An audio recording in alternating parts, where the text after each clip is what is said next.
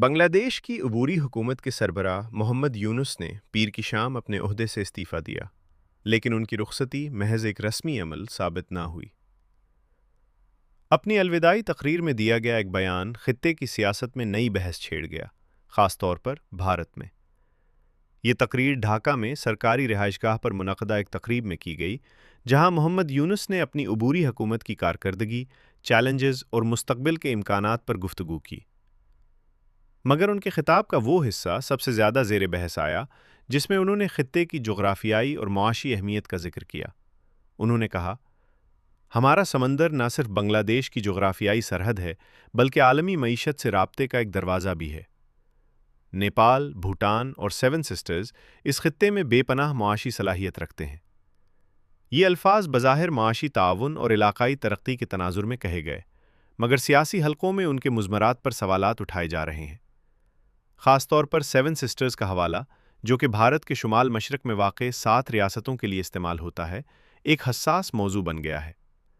Seven sisters میں شامل ریاستیں یہ ہیں: اروناچل پردیش، آسام، منی پور، میگھالیہ، میزورم، ناگالینڈ اور تریپورہ۔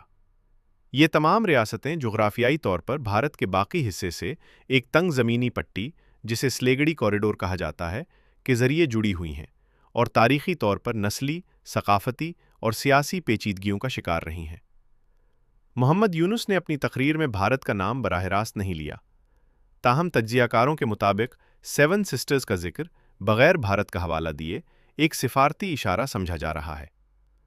بعض بھارتی مبصرین کا کہنا ہے کہ اس انداز بیان سے یہ تاثر مل سکتا ہے جیسے ان ریاستوں کو ایک علیحدہ جغرافیائی اکائی کے طور پر پیش کیا جا رہا ہو۔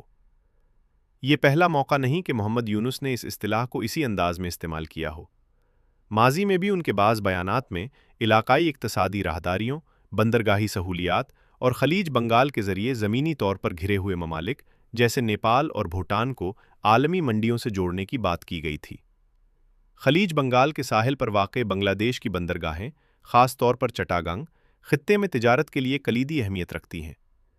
اگر علاقائی تعاون کو وسعت دی جائے تو یہ بندرگاہیں شمال مشرقی بھارت، نیپال اور بھوٹان کے لیے بھی عالمی تجارت کا دروازہ بن سکتی ہیں۔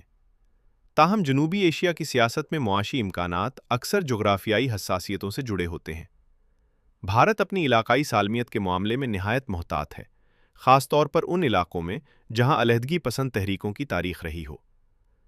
محمد یونس کی الوداعی تقریر محض ایک رسمی خطاب نہیں رہی، بلکہ اس نے جنوبی ایشیا کی جغرافیائی سیاست، معاشی راہداریوں اور سفارتی اشاروں پر نئی بحث کو جنم دے دیا ہے۔